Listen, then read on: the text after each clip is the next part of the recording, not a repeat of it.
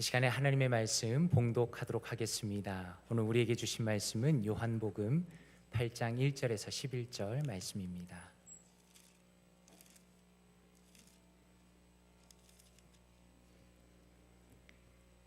요한복음 8장 1절에서 11절 말씀 봉독하도록 하겠습니다.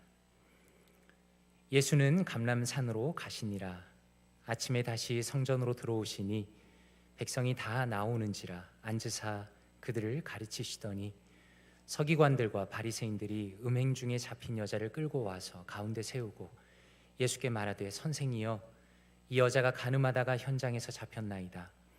모세는 율법에 이러한 여자를 돌로 치라 명하였거니와 선생은 어떻게 말하겠나이까? 그들이 이렇게 말함은 고발할 조건을 얻고자 하여 예수를 시험함이러라. 예수께서 몸을 굽히사 손가락으로 땅에 쓰시니 그들이 묻기를 마지 아니하는지라. 이에 일어나 이르시되 너희 중에 죄 없는 자가 먼저 돌로 치라 하시고 다시 몸을 굽혀 손가락으로 땅에 쓰시니 그들이 이 말씀을 듣고 양심의 가책을 느껴 어른으로 시작하여 젊은이까지 하나씩 나가고 오직 예수와 그 가운데 섰는 여자만 남았더라. 예수께서 일어나사 여자 외에 아무도 없는 것을 보시고 이르시되 여자여, 너를 고발하던 그들이 어디 있느냐? 너를 정죄한 자가 없느냐? 대답하되 주여 없나이다.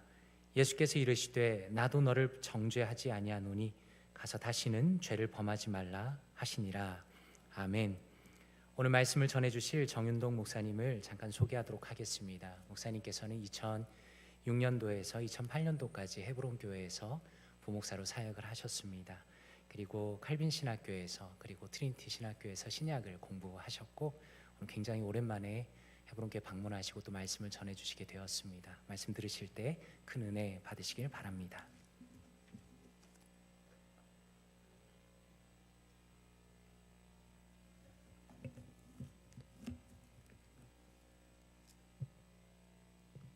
놀라운 주님의 사랑을 찬양해 주신 성가들 감사드립니다.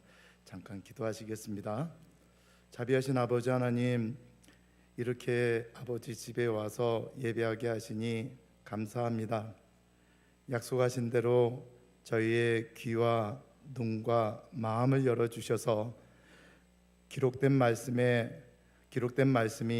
살아계신 주님의 임재로 말미암아 선포되고 이해되고 실천되게 하여 주옵소서.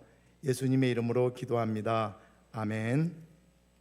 얼마 전에 저희 부부가 아들 성민이에게서 한 이야기를 들었는데 한동안 저희가 웃음을 멈출 수가 없었습니다.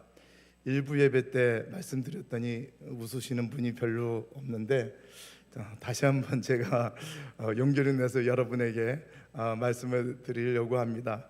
그래서 그 말하는 것에 그 내용을 좀 잘 이해해 주시고 한번 크게 웃어 주시면 좀 이렇게 라프라 그러죠? 우리 이렇게 좀 마음이 좀 푸근하게 또 시작할 수 있을 것 같습니다. 죄송합니다. 제가 영어로 얘기해야 될 것 같습니다. Long time ago, I was young and poor. After many years of hard work, I can say that I am no longer young.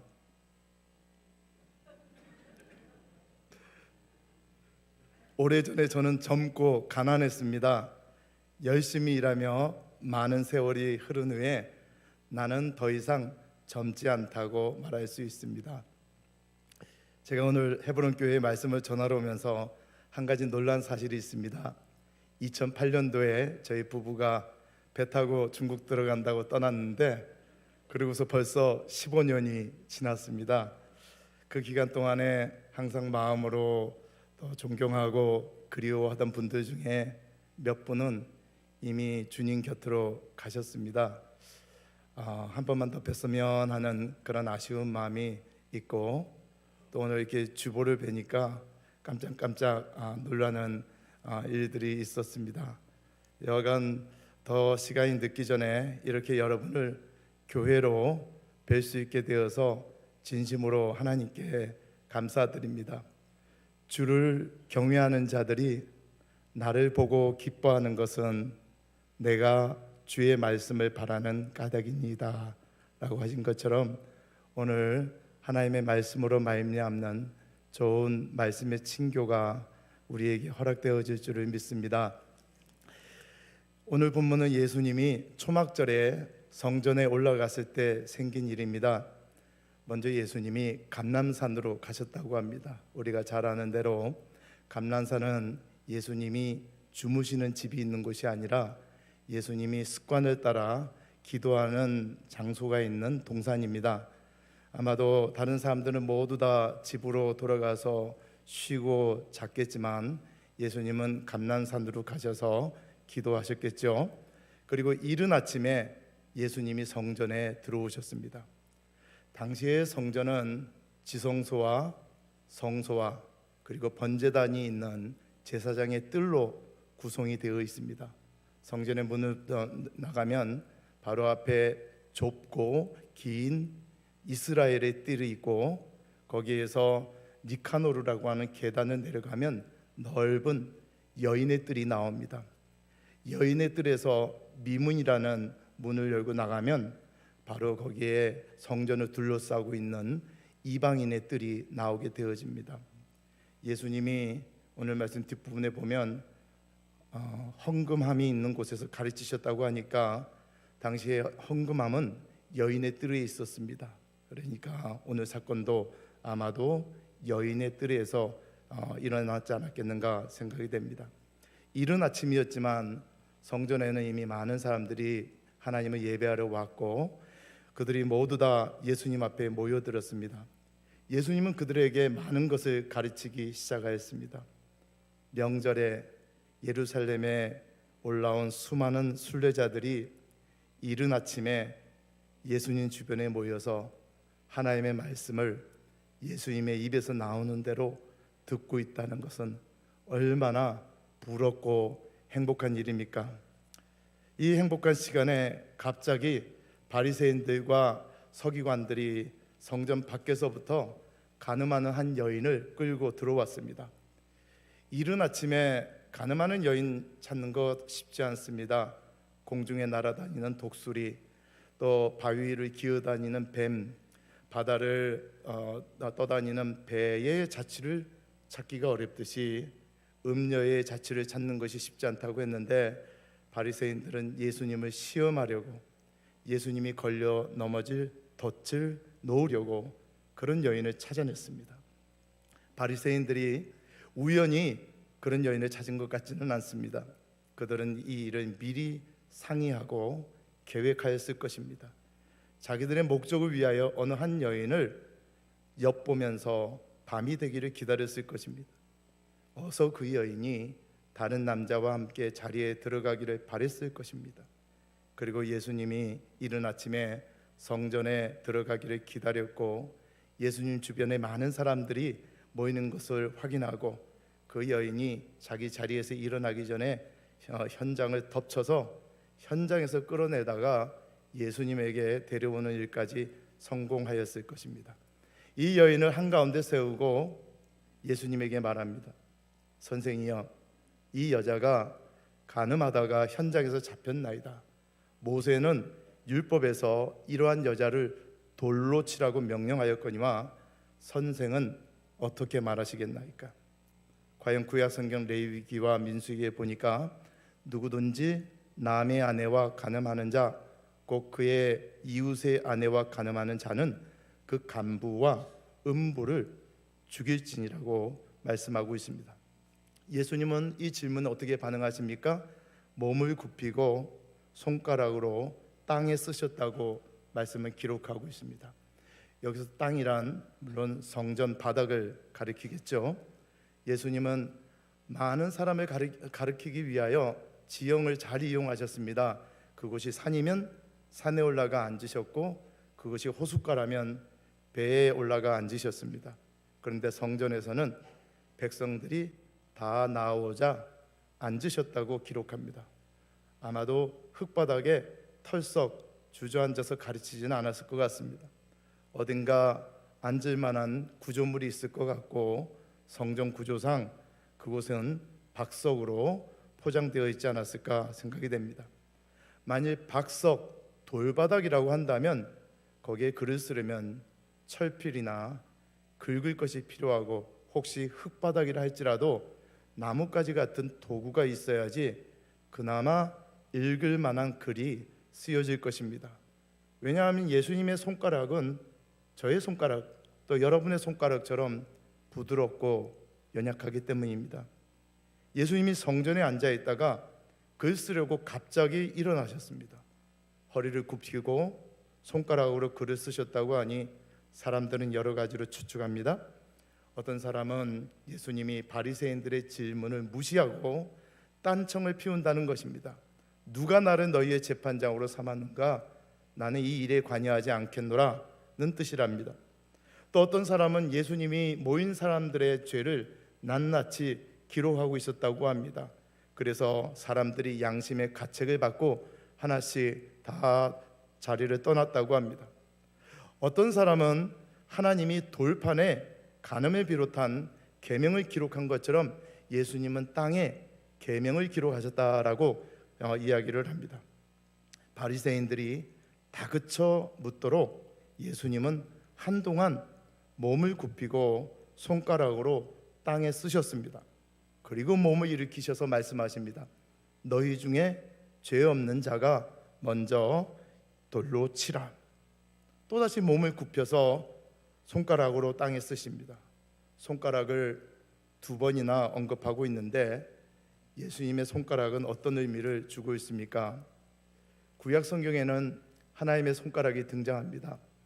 하나님이 시내산에서 돌판에 계명을 기록하여 모세를 통하여 이스라엘 백성들에게 주었는데 기록에 보니까 이 돌판은 하나님이 친히 손가락으로 쓰신 것이라고 기록되어져 있습니다. 입과 혀가 말씀의 도구이듯이 손과 손가락이 하나님의 말씀의 도구입니다.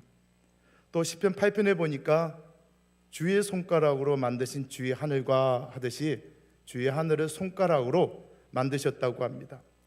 또 창세기에 보니까 사람을 창조하실 때에는 흙으로 사람을 빚으시고 사람을 흙으로 빚으셨다고 하고 있습니다.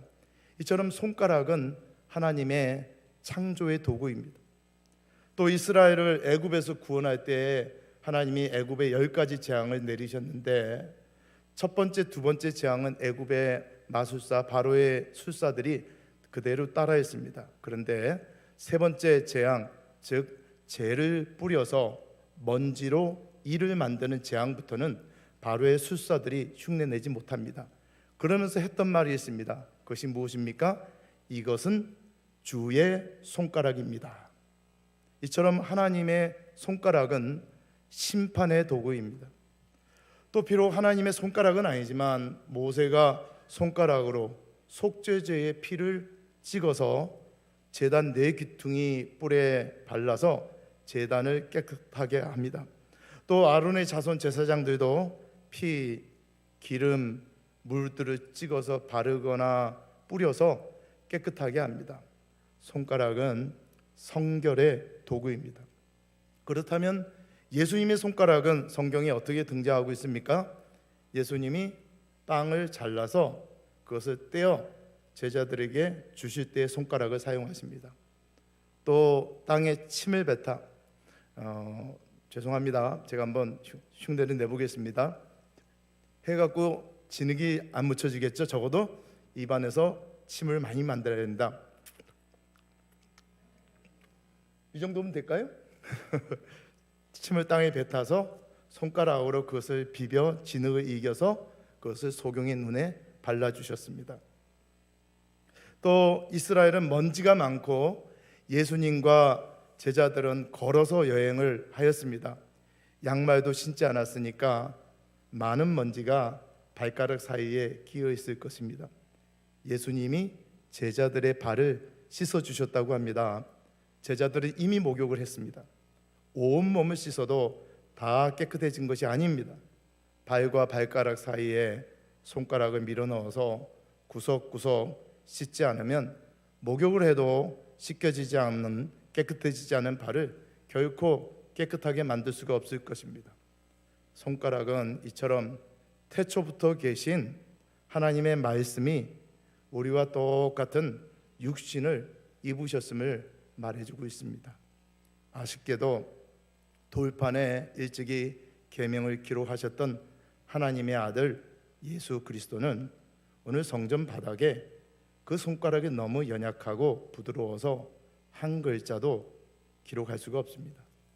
읽을 수가 없으니까 사람들이 자꾸 물어보는 것입니다. 그런데도 예수님은 계속 멈추지 않고 손가락으로 땅에 쓰십니다. 도대체 무엇을 쓰셨을까요? 예수님의 이 모습은 선지자의 예언을 상기시켜 줍니다. 바로 하나님의 법이 살처럼 부드러운 마음에 새겨지는 것입니다. 이것이 예수님이 간절히 원하던 바였습니다.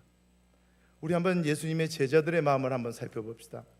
예수님은 제자들의 깨닫지 못하는 마음 때문에 적지 않게 힘들어하셨습니다. 제자들을 떠날 시간은 가까워 오는데 듣기는 들어도 깨닫지 못하고 보기는 보아도 알지 못하는 이 제자들의 느린 마음 때문에 탄식하는 모습이 복음서에 등장합니다. 아마도 어떤 때는 울기도 하고 답답해하며 아파하시기도 하셨을 것입니다.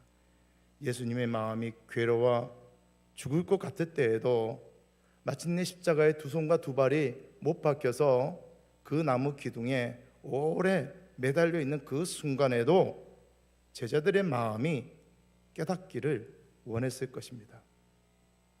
예수님은 제자들의 마음에 글을 쓰고 계셨습니다. 그 글은 죄책감, 즉 자신의 잘못에 대한 후회와 아픔이 아니라 도리어 그들의 철없는 실수와 죄악에도 불구하고 자기를 받아주시는 하나님의 사랑을 기록하고 계셨던 것입니다. 베드로는 예수님을 3번이나 모른다고 부인했습니다. 예수님이 부활하신 후에 디베레 호수에 오셔서 제자들과 함께 조반을 먹은 후에 베드로에게 이렇게 물어보셨습니다. 요한의 아들 시몬아, 네가 이 사람들보다 나를 더 사랑하느냐? 요한의 아들 시몬아, 네가 나를 사랑하느냐? 요한의 아들 시몬아, 네가 나를 사랑하느냐? 똑같은 질문을 3번이나 베드로에게 물어보셨습니다. 왜냐하면 예수님은 베드로의 마음에 무언가 새겨놓고 싶으셨기 때문입니다. 예수님이 베드로의 마음판에 새기고 싶었던 것은 베드로의 3번의 실패가 아니라는 것입니다. 그것에 대한 기억도 아니고 너는 실패자다라는 그러한 정죄도 아닙니다.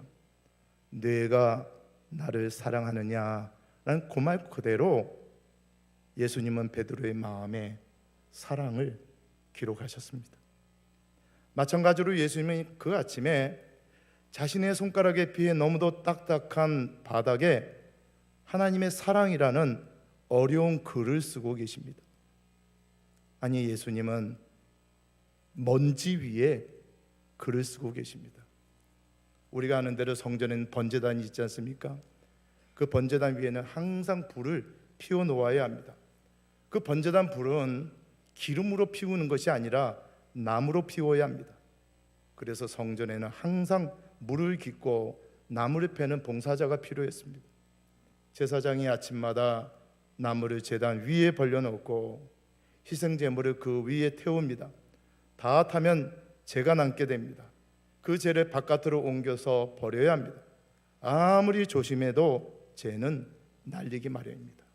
그런데 성전에서 희생제물을 한두 마리만 태우는 것이 아닙니다. 몇천 마리, 아니 때로는 몇만 마리를 한 제단 위에 불태워야 합니다. 얼마나 많은 재가 날리겠습니까? 또 성전에는 수많은 사람들이 들어가며 나옵니다.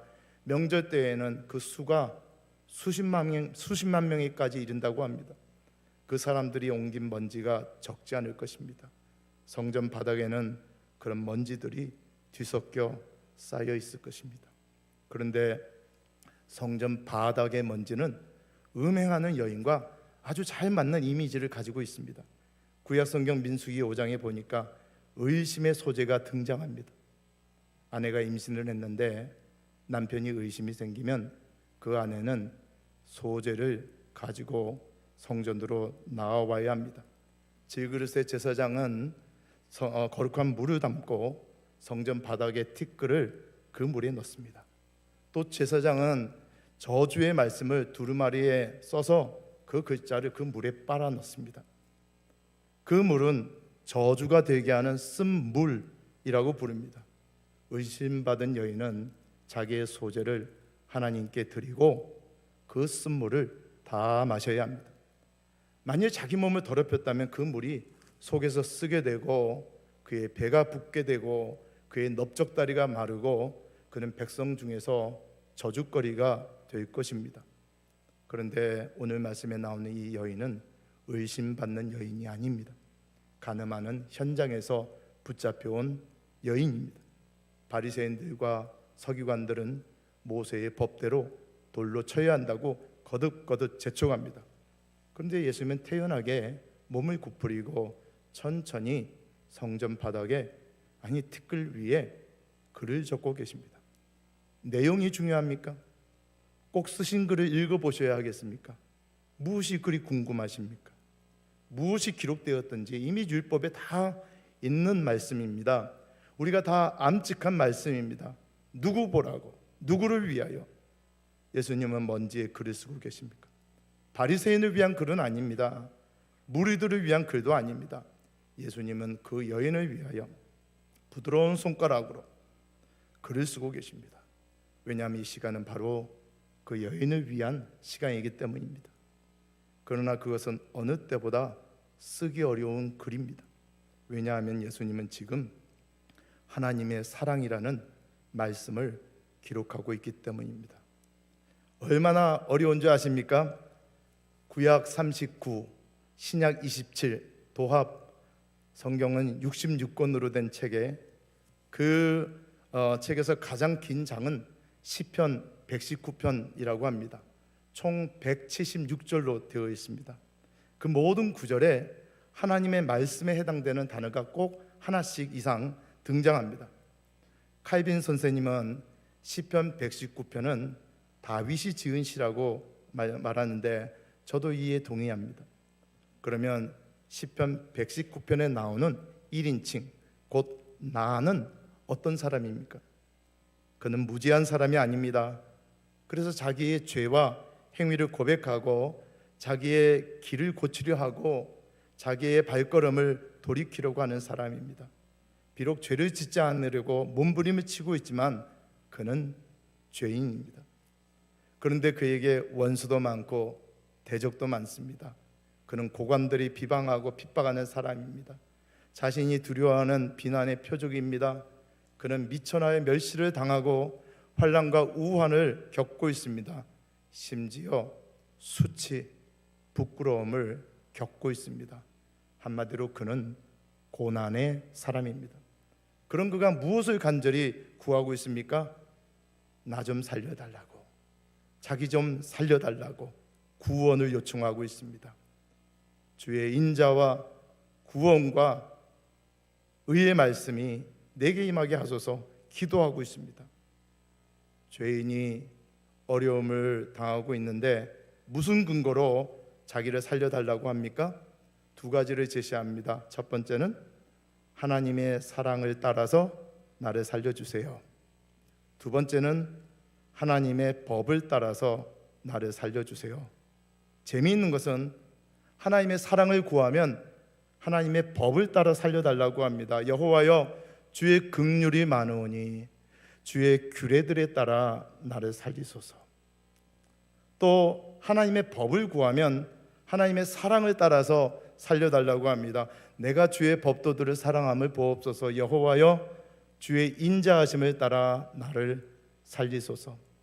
살기는 살아야 하겠는데 하나님의 사랑과 하나님의 법이 같이 있으니 살 길이 막막합니다.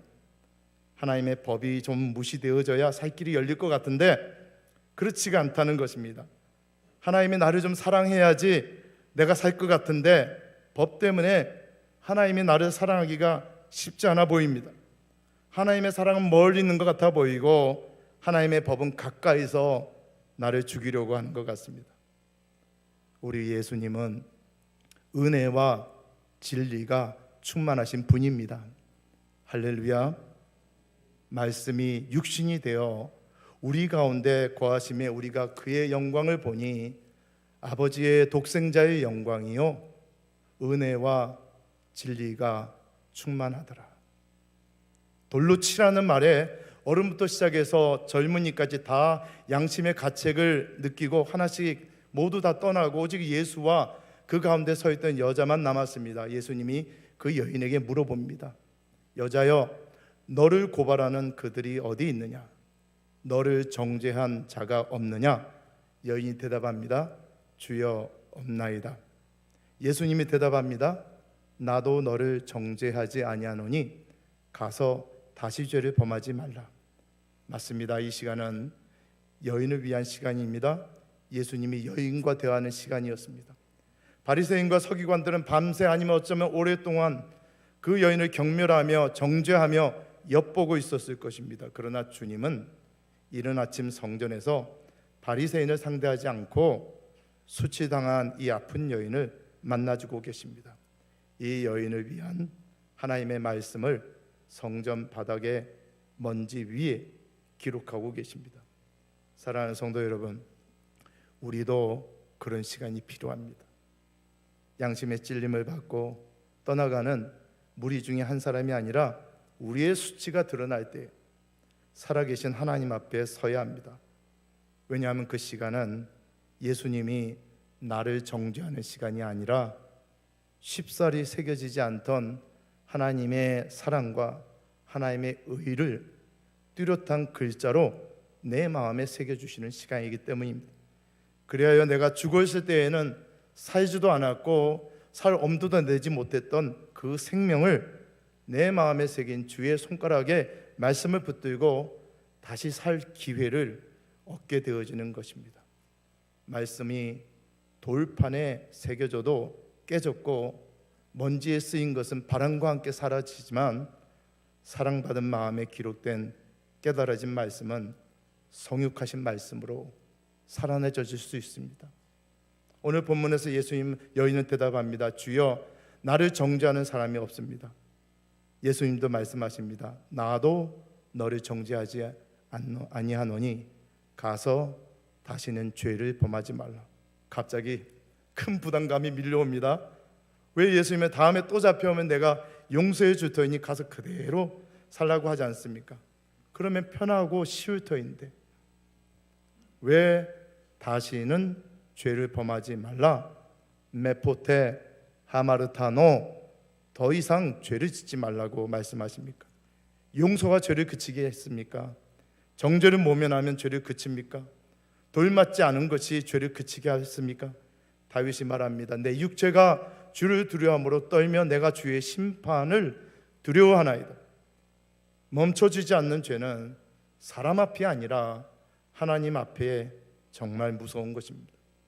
주님은 우리로 사람 앞에서 위기를 모면하게 하기 위하여 죄를 용서해 주는 것이 아니라 우리를 살리려고 죄를 용서해 주시는 것입니다. 그렇다면 죄를 그쳐야 합니다. 습관이 바뀌어져야 합니다. 그러나 사랑을 받은 사람에게 그 싸움은 더 이상 자기의 싸움이 아닙니다. 사랑을 받았습니다. 그러면 사랑할 수 있습니다. 순종할 수 있습니다. 나도 바뀔 수 있습니다. 여전히 부끄러운 것이 많이 있습니다. 그러나 주님은 우리를 부끄럽다고 내치지 않습니다. 가서 다시는 죄를 범하지 말라는 말씀은 바리새인들의 멍에보다 더 무거운 멍에를 저와 여러분과 같은 가련한 이방 죄인들 목 위에 올려놓는 것이 아니라는 것입니다.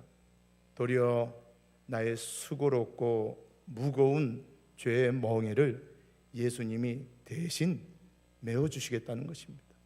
비록 예수님의 신음소리, 아픈 소리가 들려지는 멍의 자리이지만 예수님 곁에 있는 그 멍의 자리로 나를 초청합니다.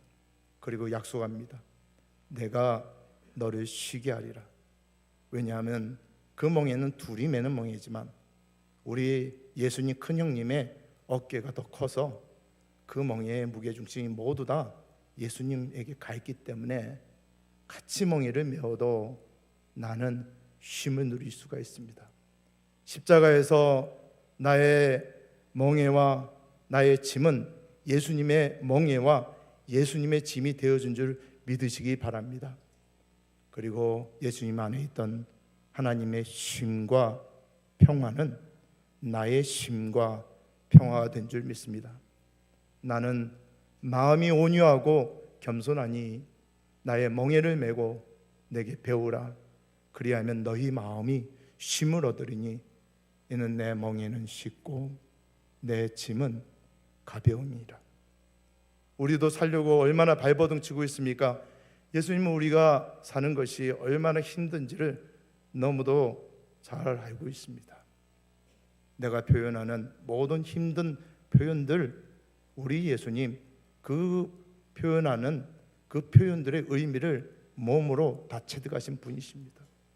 우리는 기름값만 올라도, 계란값만 올라도 걱정과 근심이 홍수처럼 밀려옵니다. 지금도 이렇게 힘이 드는데 5년 뒤에, 10년 뒤에 어떻게 살 수 있을까 두려워합니다. 그런데 기억합시다. 주의 인자가, 하나님의 사랑이 우리의 생명, 우리의 목숨보다 더 낫다고 하십니다. 우리가 살려고 추구했던 모든 것들은 다 헛될 뿐입니다. 바람을 잡는 것입니다. 마치 동화 속에서 무지개를 쫓아다니는 아이에게 나는 무지개를 잡았다면서 꺼내 보여주는 것이 깨진 기와장이었듯이 우리 주변의 사람들은 깨진 기와장을 내놓으면서 내 무지개 좀 봐달라고 자랑하고 또 보여주고 있습니다. 그러나 우리 주님은 나를 위해서 찔린 손과 나를 위해서 찔린 옆구리를 보여주면서 믿음이 없는 사람이 되지 말고 믿는 사람이 되라고 말씀하고 계십니다. 믿음은 하나님 사랑입니다. 우리는 그것으로 사는 것입니다. 그것으로 지금까지 살아왔고 그것으로 살아갈 것입니다. 사람을 두려워하지 말고 하나님을 두려워합시다. 하나님은 당신을 사랑하십니다. 말씀을 마무리하면서 여쭤봅니다. 여러분, 이 음행하던 여인이 누구입니까? 교회 생활을 하면서 우리는 너무도 자주 바리새인과 서기관의 입장에 서 있습니다. 말이 많아지고 왜 그렇게 옳은 것이 많은지, 왜 그렇게 잘못된 것이 많고, 왜 그렇게 잘난 것이 자랑이 많은지 모르겠습니다. 자기 것에 도취되어서 주님이 바로 옆에 계셔도 만나지를 못합니다. 주님과 대화를 나눌 수가 없습니다. 주님과 사랑을 나누는 것은 엄두도 못 냅니다. 대신에 돈을 사랑하고 자기 욕심을 채우고 거짓말만 하고 하나님을 섬긴다면서 사실은 마귀에게 속아서 마귀만 따라갑니다. 사랑하는 성도 여러분, 우리도 바리새인의 누룩을 조심합시다. 또 때로는 무리의 입장에 있습니다. 바리새인이 말하니까 우르르 돌을 들었다가 예수님이 말씀하시니까 슬그머니 돌을 내려놓고 조용히 사라져가는 군중 1, 군중 2가 될 때가 많습니다. 정작 필요할 때에는 아무도 없습니다. 군중은 많이 있습니다. 죄인은 없습니다. 용서를 체험하고 용서에 응답하는 죄인은 희박합니다. 우르르 떡 먹고 우르르 떠나가는 바람에 나는 겨와 같이 말씀의 씨를 받았지만 그 뿌리가 심령에 내리지 못하여서 수십 년 교회 생활을 하였지만 잎만 무성하고 열매가 없는 그런 나무처럼 초라할 때가 있습니다. 조금 있다가 사라질 무리가 되지 맙시다. 우리는 오늘 말씀의 주인공인 이 여인과 같아야 합니다. 비록 잘못했습니다. 수치스럽습니다. 어쩌면 치사하고 분노하고 원망하고 억울할 것 같습니다. 무엇보다도 정말 아픕니다. 그러나 이 아침에 주님의 관심과 사랑을 받았습니다. 그리고 그분과 대화를 나누었습니다. 그분은 아침에 조용히 생명을 내어줄 사랑으로 간절히 나에게 말 건네오시고 나를 속에서부터 고치는 하나님의 은혜를 하나님의 집에서 실행하고 계십니다. 우리도 오늘 이 아침에 혹시 주님의 말씀이 내 귀에 들려진다면 아니, 주님의 사랑이 티끌 같은 내 마음에 새겨진다면 나도 이 여인처럼 예수님의 말씀에 순종하여 바꿔야 할 것, 멈춰야 할 것, 새롭게 해야 할 것에 대한 실천이 필요합니다. 그것이 회개입니다. 회개는 문자적으로 메타, 바꾼다, 노이아, 마음을 바꾸는 것이지만 때로는, 아니 실제로는 세상을 따르지 않고 하나님의 뜻을 이해하고 그 뜻을 실천하는 일생의 여정이기도 합니다. 삭개오의 변화에 예수님이 기뻐하셨듯이 우리의 작은 변화도 주님은 분명히 기뻐해 주실 것입니다. 한 가지 제안을 드립니다. 다들 스마트폰이 있는 줄 압니다. 거기에 많은 앱들이 깔려 있습니다. 혹시 그 앱들 중에 주님을 가까이 가는데 걸림이 되는 것이 있다면 오늘 집에 가셔서 그 앱을 한번 지워보시기 바랍니다. 틀림없이 여러분은 얼마 지나지 않아 다시 그 앱을 여러분의 스마트폰에다 깔 것입니다. 그러나 포기하지 맙시다. 주님이 불쌍히 여겨서 또 마음을 새롭게 해주시면 또 한 번 그것을 지워봅니다. 그 앱을 7번씩 70번을 다시 지웠다 깔았다 할지라도 마지막 8번째에 다시 한번 지워보는 겁니다. 우리 같은 큰 죄인들은 너무도 악하고 약하여서 큰 회개를 잘 못합니다. 그러나 죽은 사람처럼 꼼짝 않고 누워있을지라도 혹시 발가락이라도 살짝 움직이면 우리는 얼마나 기뻐해 줍니까? 주님은 우리가 말씀대로 살아보려고 발가락이라도 움직이면 그것을 기뻐해 주시고 또 후원해 주실 것입니다. 나를 세울 작은 회개, 작은 순종이 큰 불을 일으킬 작은 불꽃이 얼마든지 될 수 있습니다. 이 시간에 우리가 함께 통성으로 기도하는 시간을 갖고자 합니다. 첫 번째는 자신을 위하여 기도할 때에 우리 주님이 나를 위해 당한 고난을 기억하는 이 사순절 기간에 내가 하나님의 사랑을 좀 더 깨닫기를 기도합시다. 이 세상의 사랑과 그것이 주는 불평, 걱정, 우울, 심지어 죽고 싶은 마음까지 이 시간에 십자가 밑에 한번 내려놓고 내가 주님께 가까이 가는데 걸림이 된 것이 무엇인가를 살펴보면서 그것을 주님께 고백하고 포기하고 바꿀 수 있는 힘을 달라고 기도합시다. 오늘 새벽에 주님이 제게 깨닫게 해주셨습니다. 세상에 취하는 모든 것이 하나님께 음행하는 것이라는 겁니다. 세상에 취하게 되면 우리는 하나님 앞에 음행하는 사람들입니다. 전심, 마음을 다해 하나님을 사랑해야 하는데 그 마음이 조금이라도 갈려서 두 마음이 되었다면 그것이 음행입니다.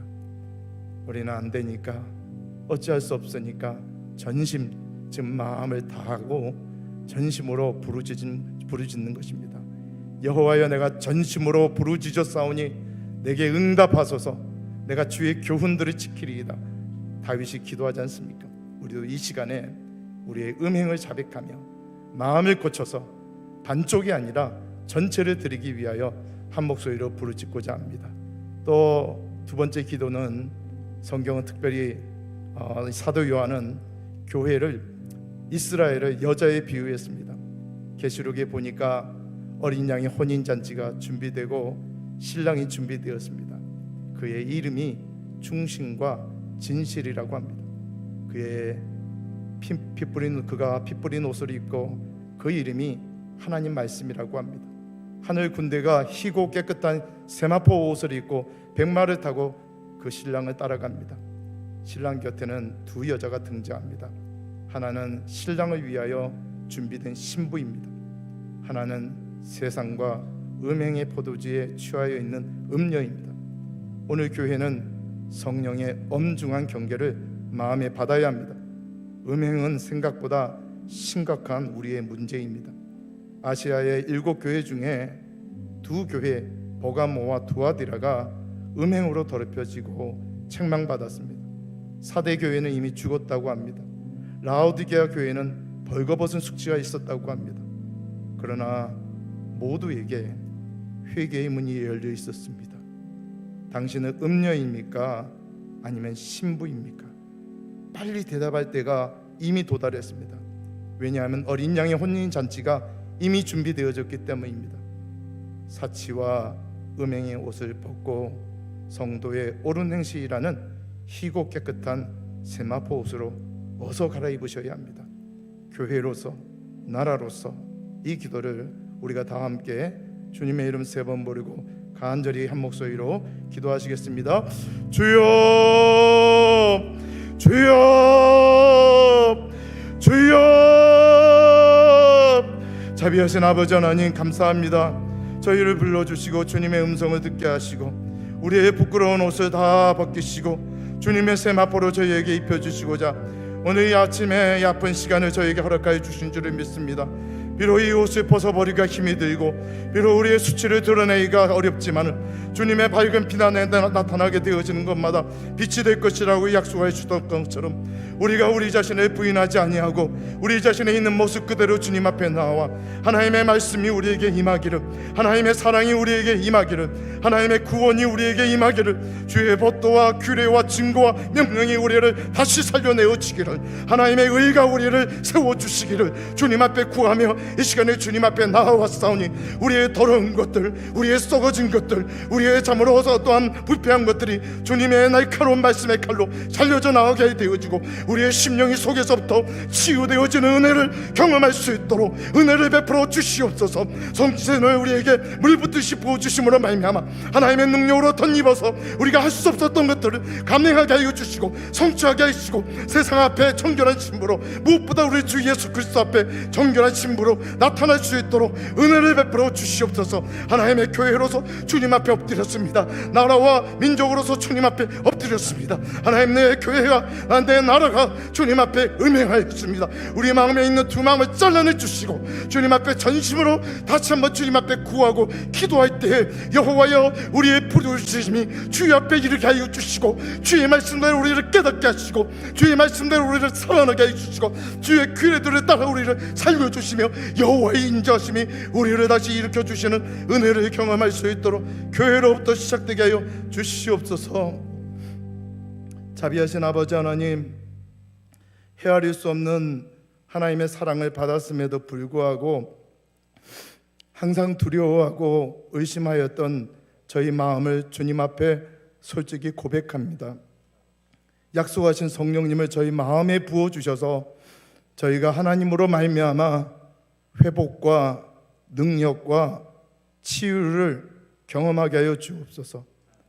주의 이름을 사랑하는 자들에게 베푸시던 대로 우리에게 돌이키사 우리에게 은혜를 베풀어 주옵소서.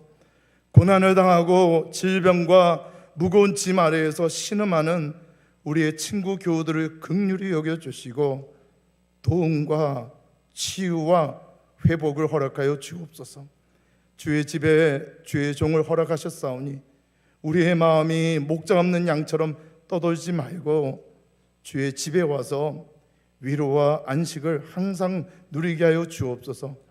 주의 종을 붙드시고 교회를 지켜 주옵소서. 예수님의 이름으로 기도드립니다. 아멘.